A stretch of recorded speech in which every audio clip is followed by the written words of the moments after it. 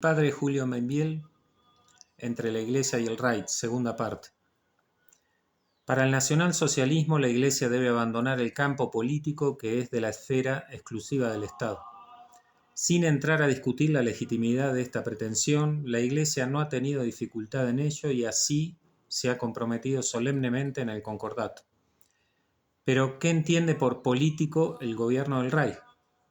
Declarólo en un discurso el doctor Goebbels, ministro de Propaganda, donde dice: nosotros no entendemos más por político el hecho de ocuparse de las cosas materiales de un pueblo. La política ha tomado a nuestros ojos un carácter mucho más extenso. Exige que se ocupe de todas las cuestiones que tocan de alguna manera al pueblo. Con este criterio, como es lógico, la Iglesia se ha comprometido a no ejercer ninguna influencia en lo político. Tendría que desentenderse de todo lo que toca de alguna manera al pueblo. La Iglesia debe entonces quedar amordazada en su actividad porque ¿qué cosa hay que no toque en alguna manera al pueblo? El ministro Frick ha declarado en repetidas ocasiones, abre comillas, nosotros reclamamos la desconfesionalización de toda la vida pública y política, cierra comillas. Y así el gobierno promulga leyes anticristianas como la esterilización, y los católicos no pueden discutirla ni rechazarla, porque es atentar contra los derechos del Estado.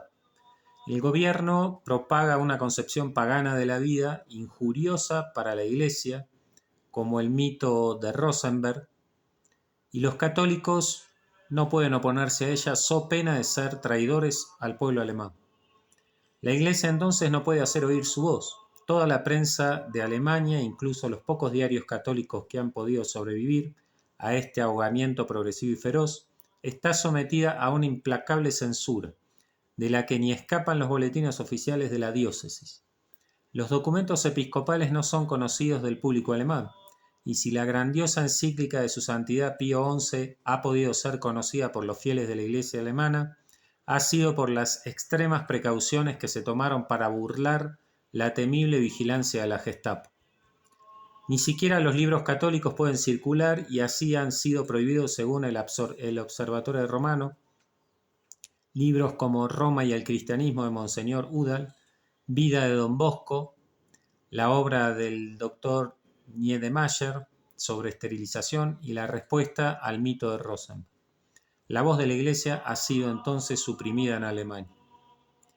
Supresión de la escuela católica.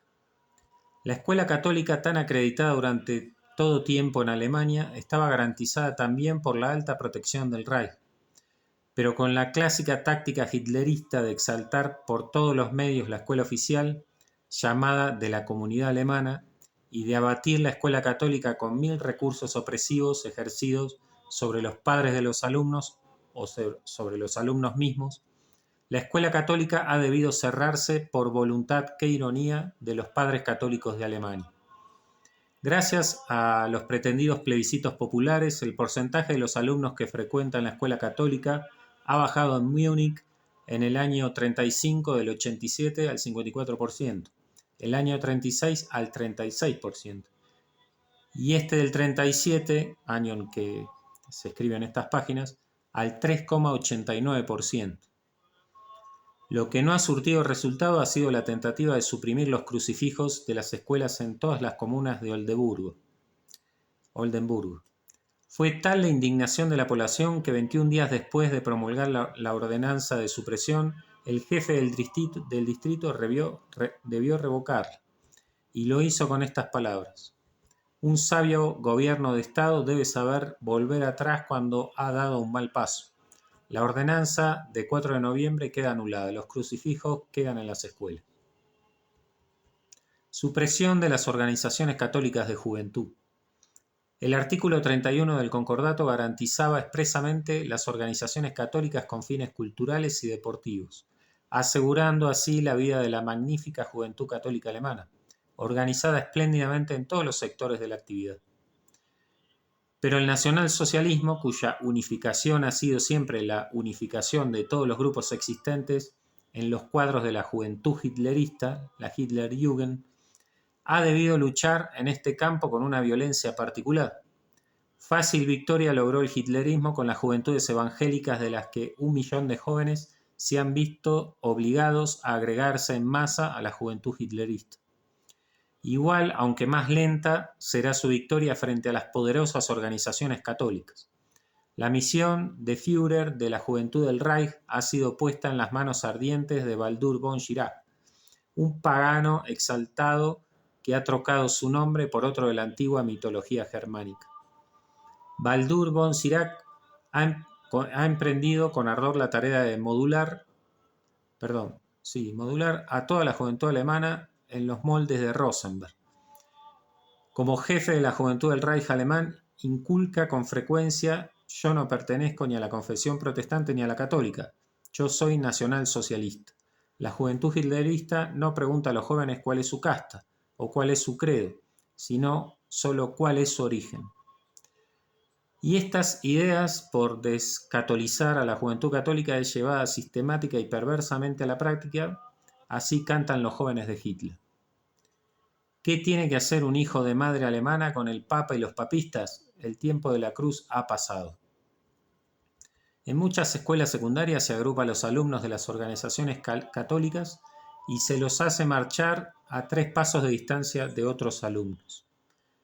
En la escuela profesional de A, denuncia el obispo de Rotemburgo, como preparación de la fiesta de la juventud alemana, estos alumnos fueron pesados en la báscula para ganado, a la vista de los jóvenes hitleristas que lo celebraban a carcajadas.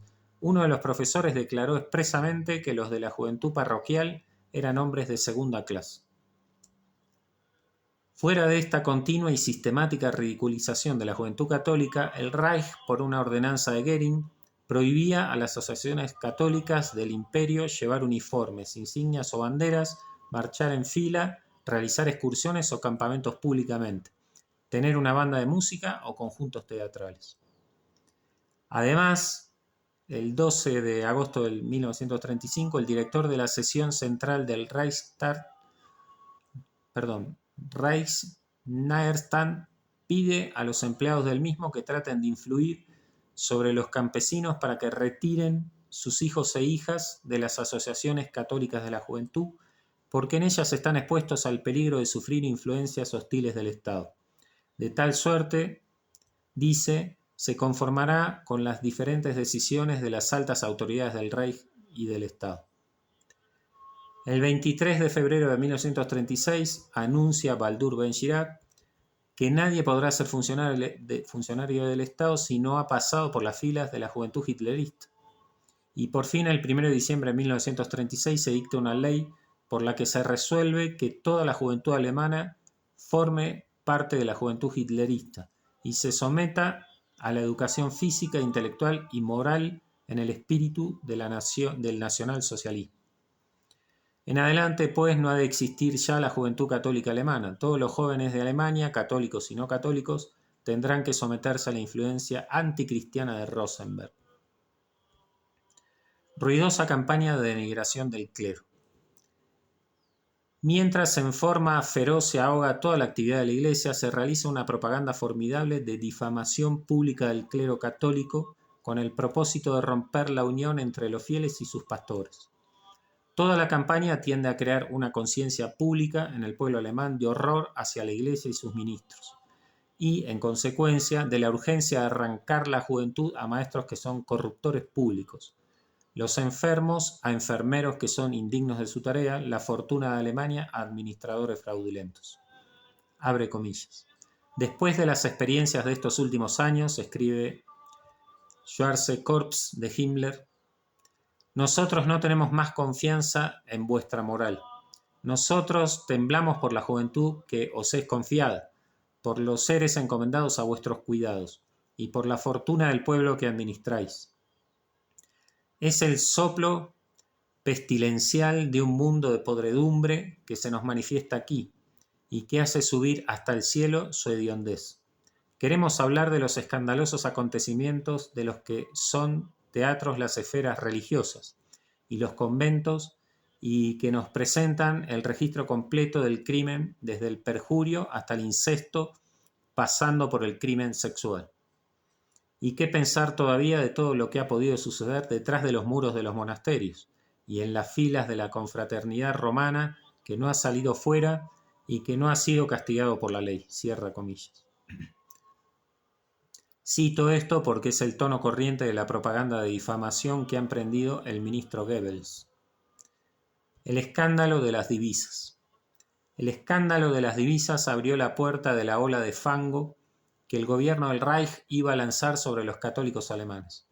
Recordemos rápida y secamente los hechos. El 17 de mayo de 1935 se realizaba en Berlín, delante de la Cámara Criminal de Moabit, el primero de los procesos de fraude fiscal contra Catalina Biedendorfer, en religión Sor Bernera, secretaria de la Orden de San Vicente de Paul, acusada de haber hecho pasar en 2 años a Bélgica, violando la ley de exportación de capitales, la suma global de 250.000 marcos, propiedad de la Casa Madre de San Vicente de Paul en Colonia. El procurador pedía como sanción personal contra la hermana 5 años de trabajo forzados, 5 años de pérdida de los derechos civiles y 150.000 marcos de multa, y contra la Sociedad de Obras de la Caridad de Colonia una multa de 250.000 marcos. Estas penas fueron impuestas con entusiasmo por los jurados de Moabit, con la cláusula adicional de una prolongación de 14 meses de trabajo forzados en caso de insolvencia de la hermana. Un caso semejante se abre en Berlín 5 días más tarde, y 7 días después es la Orden de San Francisco la acusada y el reverendo padre franciscano Otto Gertler se ve condenado a 10 años de trabajo forzado, 5 años de pérdida de los derechos civiles y 350.000 marcos de multa. Y así han seguido los procesos. Sin entrar a discutir la verdad de los hechos denunciados ni juzgar la culpabilidad moral que ellos encierran, observemos cómo el gobierno del Reich no ha tenido otro propósito en toda esta serie de ruidosos procesos que la simple denigración del clero católico. Lo prueba el procedimiento empleado. Antes del primero de estos procesos, hacía más de un año que se cometían cantidad de delitos privados relativos al tráfico de divisas, tanto por parte de los bancos como de los particulares, pero cada asunto era regularizado sin alboroto y sin dar cuenta al público. Eran asuntos, acá hay una palabra alemana que no sé, Unterberufungsverfahren, pero cuando se descubrió el tráfico ilícito en religiosos, y para ello la Gestapo hurgó en los conventos de 2 meses antes, se llevó el asunto a la justicia y se trató de darle la más estrepitosa publicidad. Se sabe que en cada proceso el Ministerio de Propaganda llegó a determinar, para uso de las agencias periodísticas, el uso de tipos de imprenta que debían emplearse, y tuvo empeño en instalar toda una serie de micrófonos en la sala del tribunal. El diario de Rosenberg, el Voskinger Beobachter, a grandes títulos denunciaba que la nación alemana era defraudada por los criminales de la sotana. Y el Angriff, el segundo diario hitlerista por importancia, afirmaba que las cantidades deportadas al extranjero por los religiosos eran suficientes para cubrir ampliamente las necesidades de materias primas que tan cruelmente escaseaban en Alemania. El escándalo de la moralidad. No había terminado aún la impresión que el escándalo del tráfico de las divisas había producido en el público alemán cuando se suscitó otro, más ruidoso aún, sobre la moralidad y buenas costumbres del clero. Para documentarse, el gobierno alemán había realizado el 15 de marzo de 1936, por medio de su Gestapo, minuciosas pesquisas en los numerosos conventos, sobre todo de las regiones de Fulda, Wurzburgo y Bonn. Había igualmente controlado los archivos de las órdenes religiosas y confiscado los documentos y cartas de los superiores, conteniendo las relaciones al general de la orden sobre la conducta de numerosos religiosos.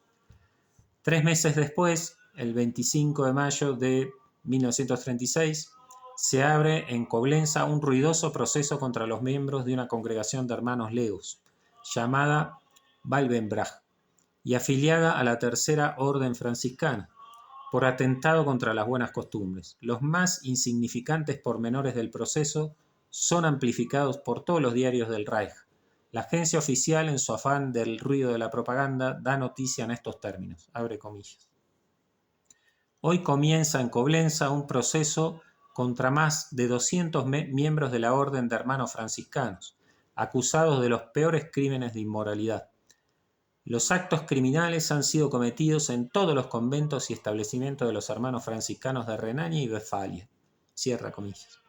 En realidad, de los 265 miembros que tiene la congregación en Alemania, que no son padres sino leos, a excepción de su capellán, el presbítero Bernhard Steinhoff, que se ocupan del cuidado de alienados, epilépticos e idiotas, solo 31 condenados por el tribunal inferior.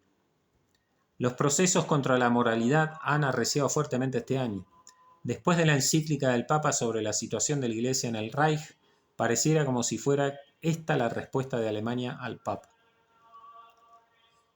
El Deutsche Allgemeine Zeitung escribe últimamente: cuando nos enteramos que en el curso de 400 acciones judiciales por atentado a las costumbres, 1000 miembros de las órdenes católicas han debido ser inculpados, estamos obligados a decir que este negocio tan repugnante como deplorable sale del cuadro de los casos aislados.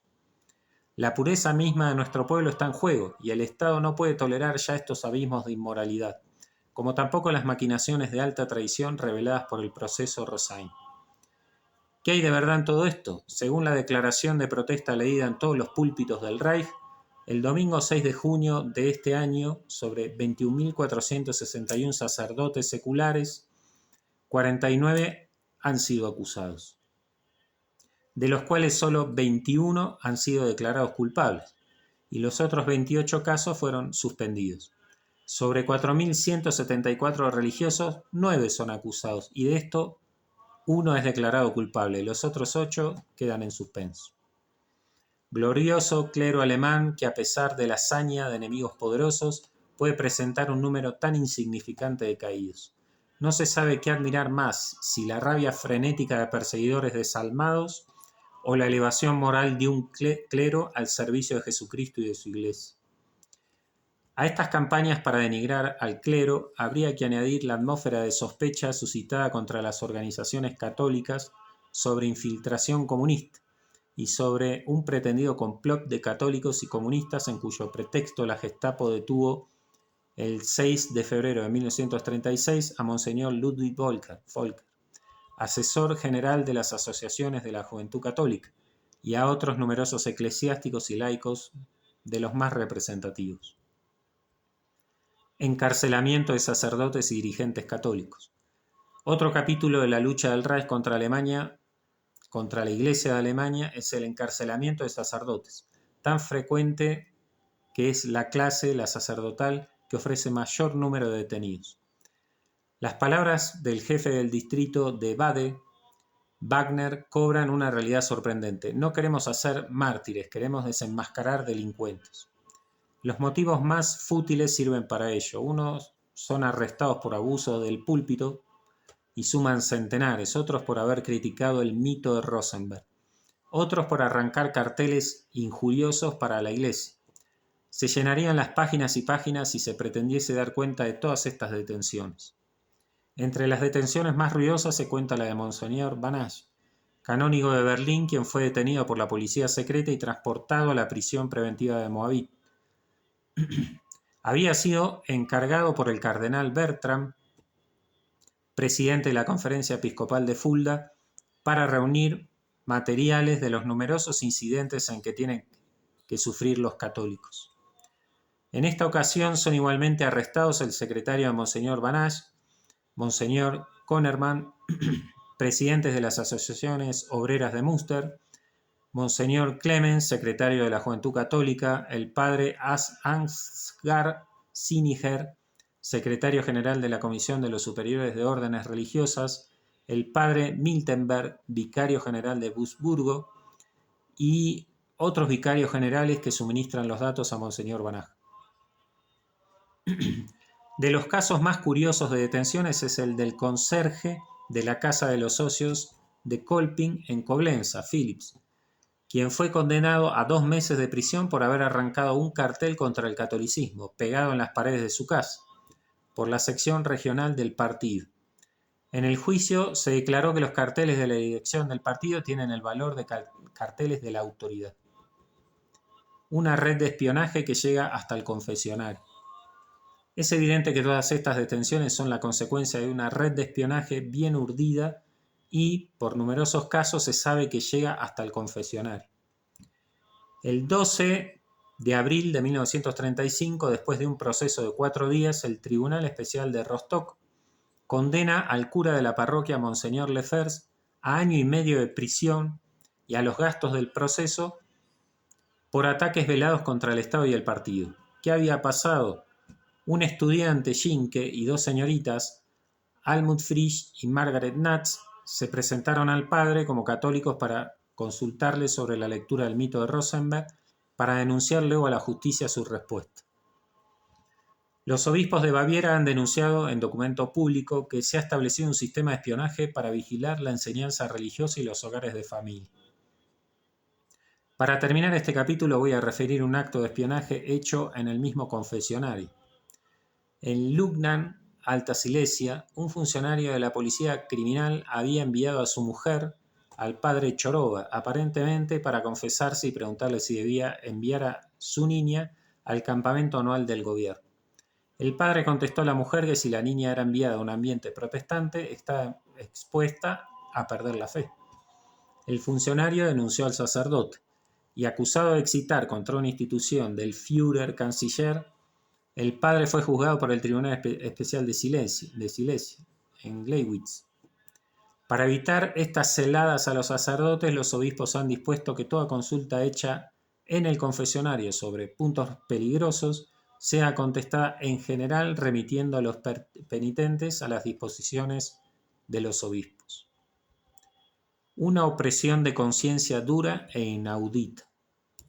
Para terminar este cuadro de ahogamiento de toda actividad religiosa, voy a reproducir un párrafo de la declaración de los obispos, arzobispos y obispos de las provincias eclesiásticas de Colonia y Paderborn, que fue leída en todas las misas el 18 de noviembre de 1936. Abre comillas.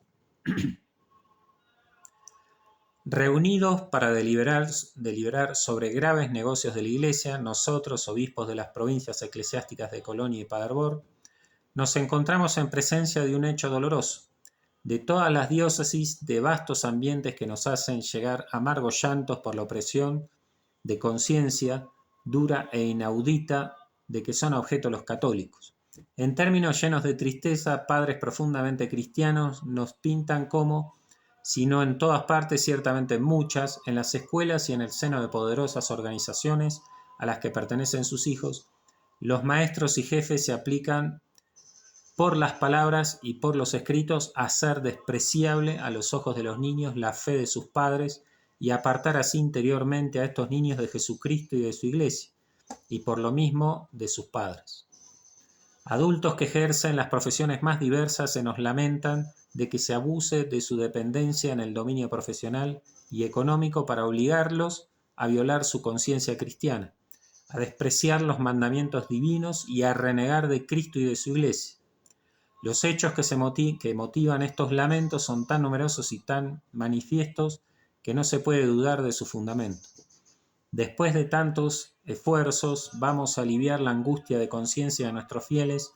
Ha llegado la hora en que nosotros, obispos, en calidad de representantes y pastores del pueblo católico, designados por Dios, debemos dirigirnos al público, a todos los que tienen alguna influencia sobre la marcha de los acontecimientos en nuestra patria, les planteamos esta cuestión.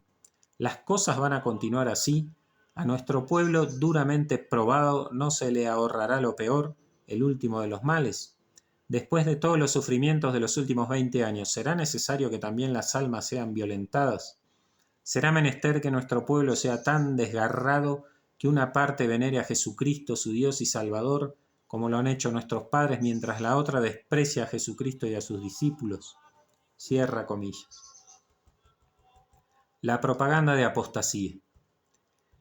Peor, si cabe, resulta esta opresión dura e inaudita cuando se sabe que ella responde a una propaganda de apostasía que organiza el gobierno del Reich.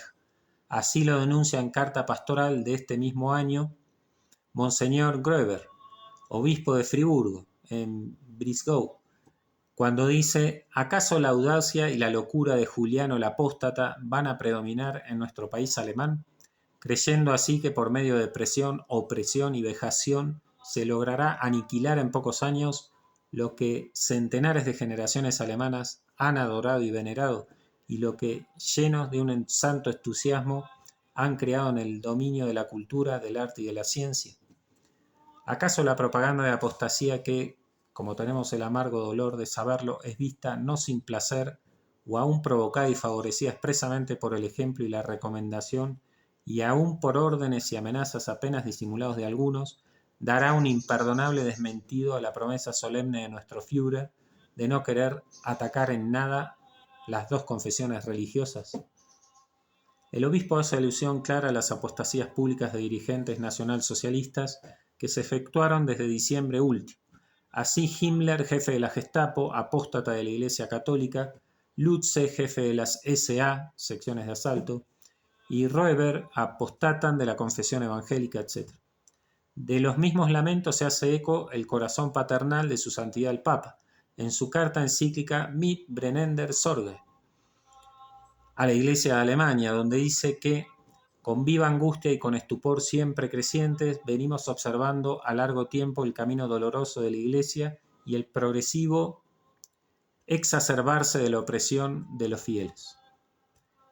En vuestras comarcas, venerables hermanos, voces en coro se elevan cada vez más fuertes, incitándoos a salir de la Iglesia, y surgen pregoneros que por su posición intentan haceros creer que tal apartamiento de la Iglesia y consiguiente infidelidad a Cristo Rey es una prueba particularmente demostrativa, meritoria de fidelidad al presente régimen.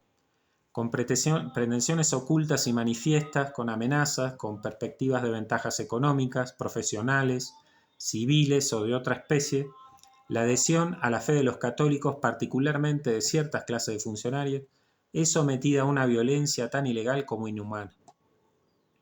Con emoción paterna nos sentimos y sufrimos profundamente con los que tan caro pagaron su amor a Cristo y a la Iglesia, mas se ha llegado a tal extremo que está en juego el fin último y más alto, la salvación o la perdición.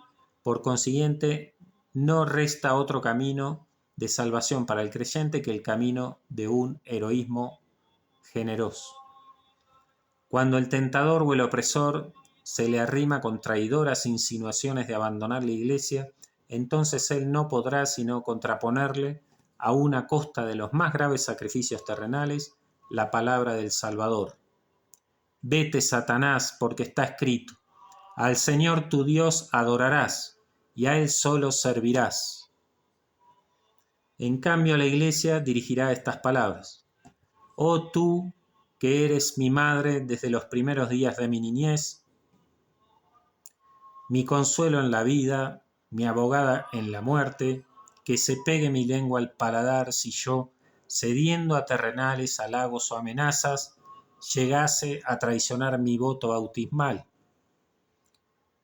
Aquellos, finalmente, que se ilusionasen poder conciliar con el abandono externo de la Iglesia la fidelidad interior para con ella, sírvanles de severa advertencia las palabras del Salvador: el que me negare delante de los hombres, negado será delante de los ángeles de Dios. La formidable ofensiva del neopaganismo. Y mientras así en forma dura e inaudita se oprime a la Iglesia y a sus fieles para arrancar del alma alemana todo vestigio de Cristo, con la misma violencia se trata de forjar en el pueblo alemán la idolatría de su raza. Abre comillas. Por 1000 medios se está repitiendo un evangelio que no ha sido revelado por el Padre Celestial. Anillares de plumas se escriben al servicio de un fantasma de cristianismo que no es el cristianismo de Jesucristo. La tipografía y la radio acosan diariamente con producciones de contenido contrario de la fe, y brutalmente y sin respeto atacan todo lo que debe ser sagrado y santo. Pío XI, Mit brennender Sorge.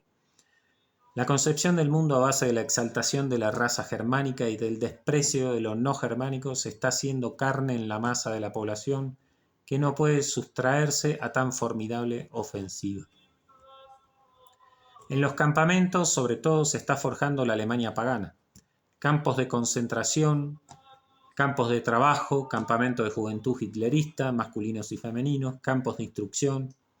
Alemania está en la hora actual cubierta de un número tan considerable de campamentos que se creería estar en plena guerra civil si todos estos campamentos no tuviesen una misma estampilla, la cruz gamada. Sobre todo en los campamentos de dirigentes, los Schulungslager, campamentos de formación sometidos a una dirección especial del Ministerio de Educación Pública, cuyo objeto es el reclutamiento y formación de jefes para todos los grados de la jerarquía social, se está forjando la Alemania pagana. En estos campamentos se inculca en toda forma, a todas horas y con todos los recursos más eficaces de la psicología el contenido de esta oración de Baldur von Schirach. Yo no soy católico, yo no soy protestante, yo soy nacional socialista. Porque en definitiva esta es la gran tarea del Tercer Reich alemán. Forjar un pueblo con un ideal nuevo, ideal racista, pagano, estatolátrico, en el cual se haga carne la idea de una grandeza nueva que lo absorbe todo. Es a saber que cada alemán es una partícula del tercer imperio alemán, el cual con su fuerza de pura raza aria va a salvar a la humanidad. Ante tal estado de tribulación de los obispos que no pueden hacer oír de sus fieles su palabra de pastores, de los sacerdotes y religiosos que se ven expuestos a las más humillantes y groseras calumnias, y de los fieles en general que se ven oprimidos en forma dura e inaudita en la profesión de la fe católica, el Santo Padre habló en documento público que fue leído en todas las iglesias de Alemania el domingo 21 de marzo del corriente año 1937. Habló no para romper lanzas con el gobierno del Reich. No es esta la norma de la Santa Sede, que trata, aún en los regímenes más hostiles, de encontrar las condiciones que le permitan ejercer su influencia salvadora en bien de las almas, abre comillas. La paternal solicitud por el bien de las almas, dice el Santo Padre, nos aconseja tener en cuenta de las escasas perspectivas que pueden todavía existir de un retorno a los pactos, sino para llevar una palabra de verdad y de estímulo moral a los pobres fieles de Alemania, sometidos de mil maneras a una organizada opresión de la libertad religiosa que los abruma y por la imposibilidad de obtener informes concordantes con la verdad. Y la palabra del Papa, que fue escuchada con devoción conmovedora por los fieles perseguidos, llevó a sus ánimos el consuelo de saber que el vicario de Cristo está con ellos. Y en el resto del mundo ha servido para unir a los fieles católicos de todas las naciones en una misma comunión, la comunión de los santos por la oración, con sus hermanos atribulados. Ha servido sobre todo para llamar a los pueblos a la realidad de que no todo nacionalismo es bueno. Y el conflicto entre la Iglesia y el Reich allí está, tremendo, insoluble, porque los conductores de Alemania parece que no quieren cejar en su opresión religiosa, y los católicos, aunque sean muchas las defecciones, en su núcleo mejor y más numeroso, estarán dispuestos a dar sus vidas por Cristo antes que apostatar de él. Con ello lograrán la oportunidad de los héroes de dar testimonio de sus vidas por aquel a quien aman. No será entonces la Iglesia la que saldrá perjudicada en este conflicto.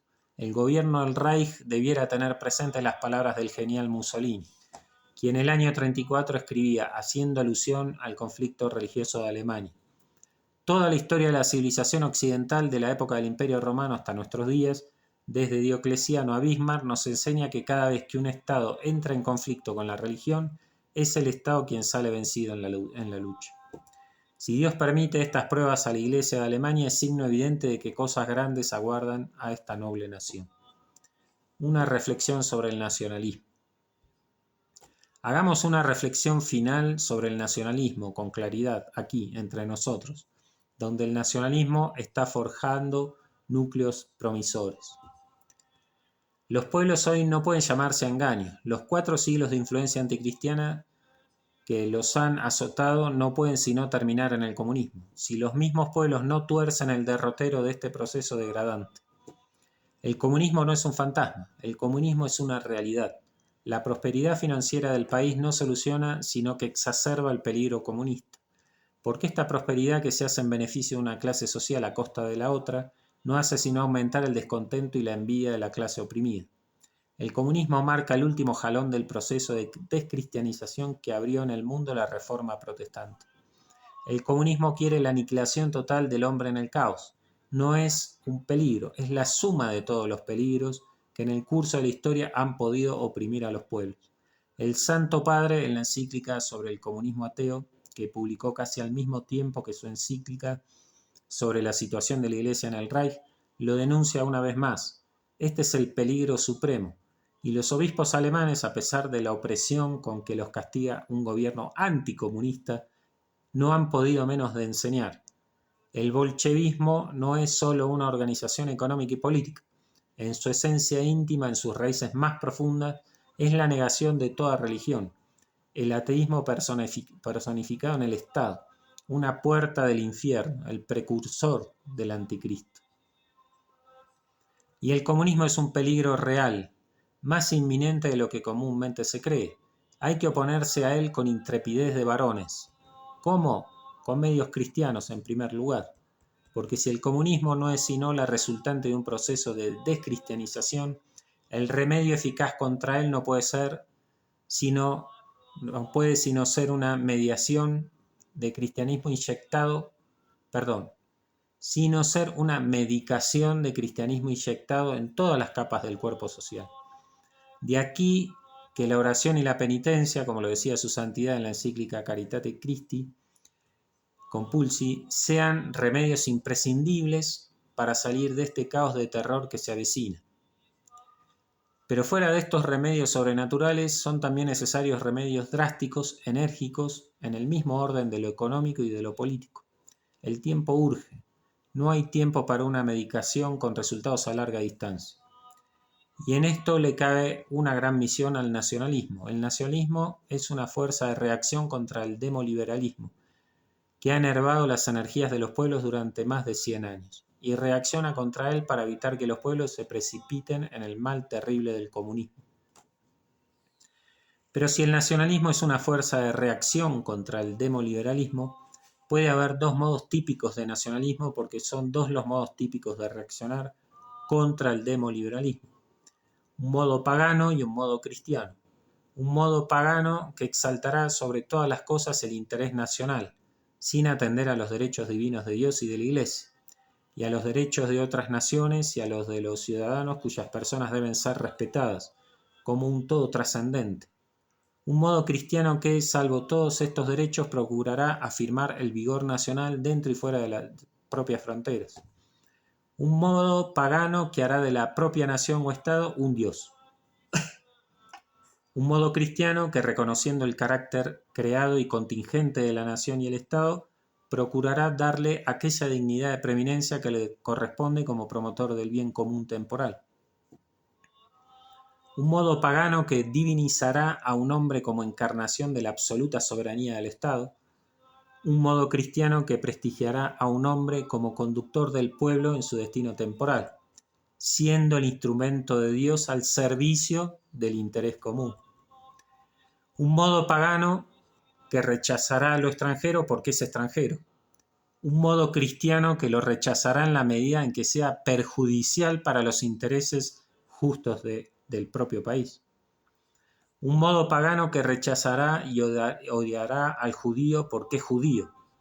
Un modo cristiano que, conociendo la misión disolvente que le cabe al judío en el seno de los pueblos cristianos, limitará su influencia para que no resulte dañoso. Un modo pagano que combatirá el democratismo liberal y el marxismo en nombre del absolutismo del Estado.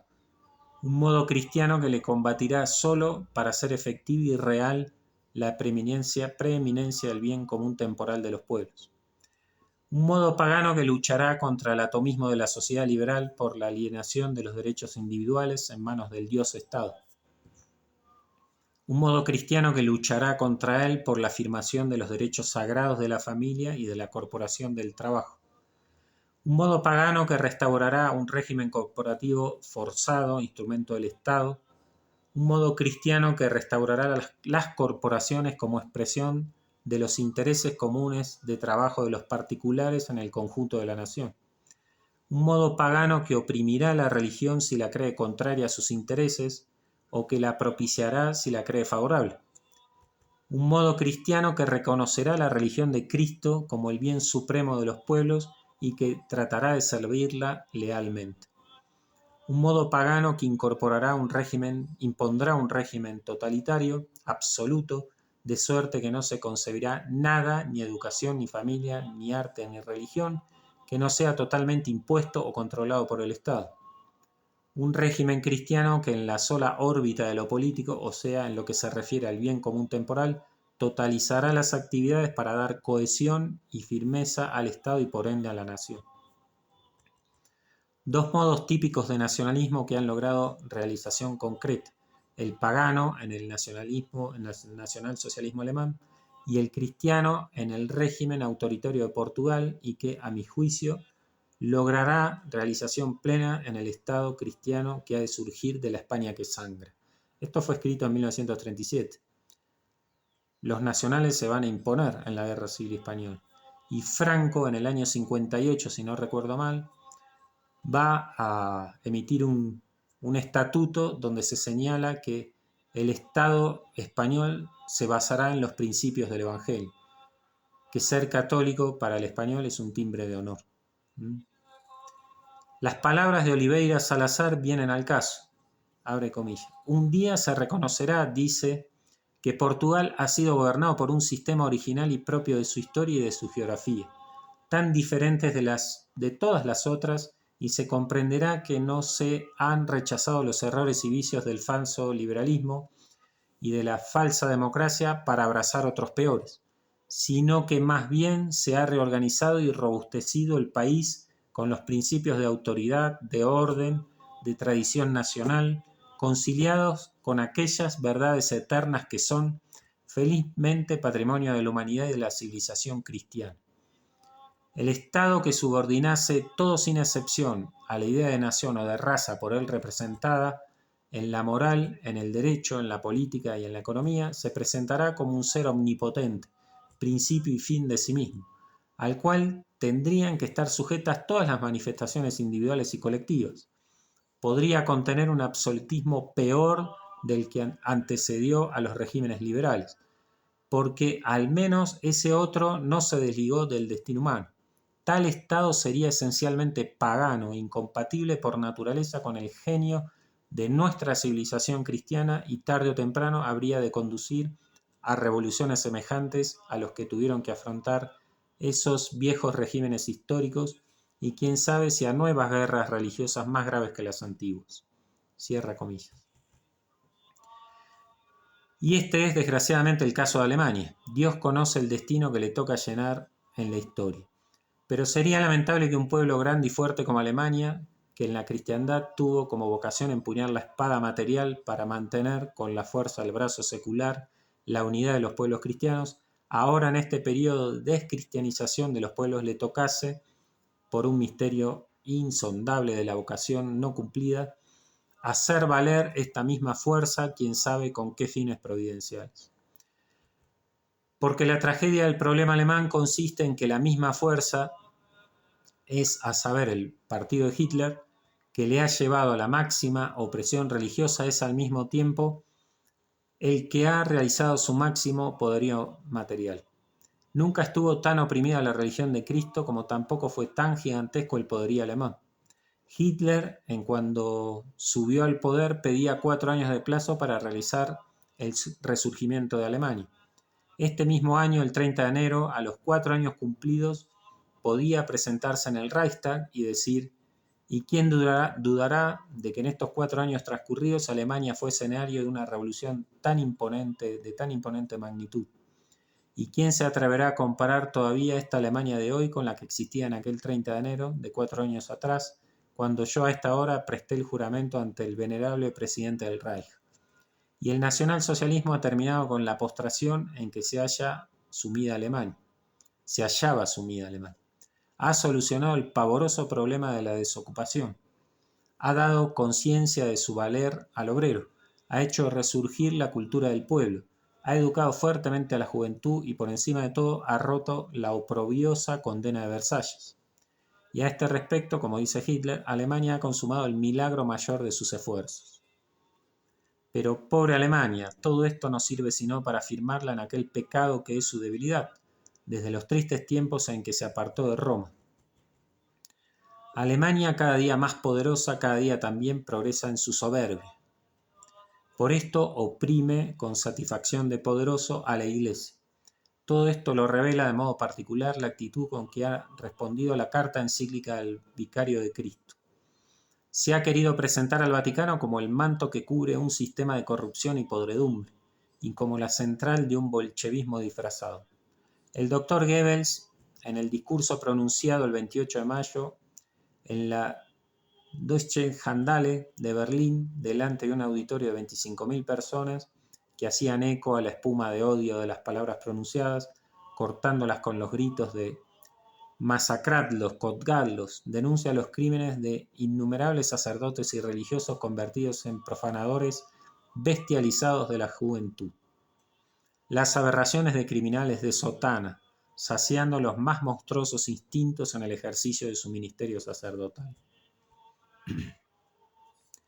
Y el Führer Canciller, en su discurso del 1 de mayo, proclamó su voluntad de empujar a la Iglesia a su esfera propia, si por la vía de las encíclicas arrogaba derechos que pertenecen al Estado.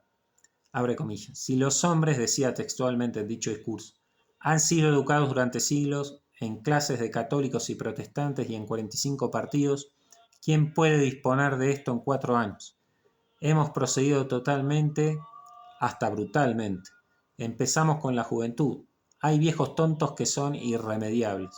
No nos preocupamos por ellos. Les sacamos sus hijos y se los educamos. No permitiré que la autoridad de la nación sea atacada por ninguna parte. Esto es válido también para las iglesias. Si se preocupan de sus propios asuntos, el Estado no las molestará. Pero si tratan de asumir derechos que son del Estado por medio de encíclicas y cartas pastorales, las obligaremos a volver a la posición que les corresponde. El orgullo enceguece. No deja ver que ese humilde anciano que se sienta en la cátedra de Pedro es pastor universal de todos los cristianos, por jurisdicción divina, y debe cuidar que los fieles a él encomendados no sean pervertidos en la fe por doctrinas de los hombres, aun cuando este hombre llegara a acumular en sí todo el saber, todo el poder y toda la potencia material de la tierra. Estas son palabras de la Mitbrennender Sorge. El orgullo enceguece, no deja ver que este anciano está sentado sobre una silla 2 veces milenaria, de donde ha visto pasar a los perseguidores más temibles, llámense Diocleciano, Napoleón, Enrique IV o Bismarck. Pobre Alemania, si no comprende que toda esta grandeza levantada sobre su propia soberbia no solo no logrará el bienestar del pueblo alemán, sino que incubará males peores que aquellos de los cuales les ha sacado. Porque aun cuando el Reich en su loca arrogancia se vanagloríe de ser baluarte temible contra el bolchevismo, en la medida en que oprime al cristiano se convierte en el colaborador eficaz del más funesto bolchevismo. Así lo han advertido los obispos alemanes en innumerables y recientes documentos. Y si el comunismo es el precursor del anticristo, como enseñan los mismos obispos alemanes, todo cuanto se haga contra Cristo se hace en favor del comunismo, que es el resumen de todas las aberraciones de los hombres de todos los tiempos. Sobre todo así lo ha advertido con su autoridad de maestro de la cristiandad el romano pontífice en su alocución a los refugiados españoles, cuando dice, abre comillas, por lo que puede decirse que allí donde se combate la Iglesia y la religión católica y su bienhechora influencia sobre el individuo, sobre la familia y sobre las masas, se combate de acuerdo con las fuerzas subversivas, en favor de estas y por el mismo desastroso resultado. Es decir, una vez más, que allí donde, por procedimientos insidiosos o violentos, según el caso, por distinciones ficticias y no sinceras entre la religión católica y la religión política, se ponen dificultades, obstáculos e impedimentos al completo desarrollo de la extensión y de la influencia de la Iglesia Católica, según el mandato divino que la acompaña y la autoriza, se favorece y se facilita en la misma proporción la influencia y la obra de las fuerzas subversivas. Cierra comillas. La Iglesia es de Dios y no son sus enemigos quienes la destruyen. Como en otras épocas de persecución de la Iglesia, también esta será precursora de nuevos progresos y de purificación, arando la fortaleza de la profesión de la fe y la prontitud en afrontar los peligros por parte de los fieles de Cristo, serán suficientemente grandes para contraponer a la fortaleza material de los opresores de la Iglesia la adhesión incondicionada a la fe, la firme esperanza anclada en lo eterno y la fuerza avasalladora del amor activo. Entonces, dice el romano pontífice, los enemigos de Cristo, seguros estamos de esto, que vanamente se glorían de la desaparición de la Iglesia, reconocerán que se alegraron demasiado pronto y demasiado pronto han querido sepultarla. Mit Brennender Sorge. Quisiera Dios, en atención a los suspiros de 20 millones de católicos que, unidos a un ejemplar sacerdocio, luchan bajo el cayado de intrépidos pastores que evocan la figura de los grandes obispos de la cristiandad de la talla de San Ambrosio y de San Juan Crisóstomo, quiera Dios retornar a Alemania la verdadera grandeza que le conquistó Bonifacio y Carlomagno, para que doble la rodilla ante Jesucristo, el Rey del tiempo y de la eternidad, y se ciña para la lucha contra los renegados y los destructores del occidente cristiano, en unión con los hombres honestos de las demás naciones, cumpliendo así la misión que le ha sido señalada en los planes del Eterno. Pío XI, Mit Brennender Sorge. Fin del opúsculo. Después de haber leído estas palabras, yo creo que a ningún católico le puede caber la menor duda de que catolicismo y nacionalsocialismo son incompatibles en todos los aspectos. No solamente por las desviaciones de la cuestión racial, de la sangre, de la superioridad del pueblo germánico, etcétera, que quizás eso sea lo más evidente, sino por una cuestión antropológica, de concepción del hombre y de concepción de Dios. Uno de los inspiradores de este movimiento es Friedrich Nietzsche, que ahí hay un par de videitos que describen cuál era su filosofía. Entonces, no hay manera de que un cristiano católico sea nazi, no puede haberlo. Y si alguien que es católico, por ignorancia, conserva esa simpatía aún por el nacionalsocialismo, que lea este opúsculo del padre Membiel, La Iglesia y el Reich.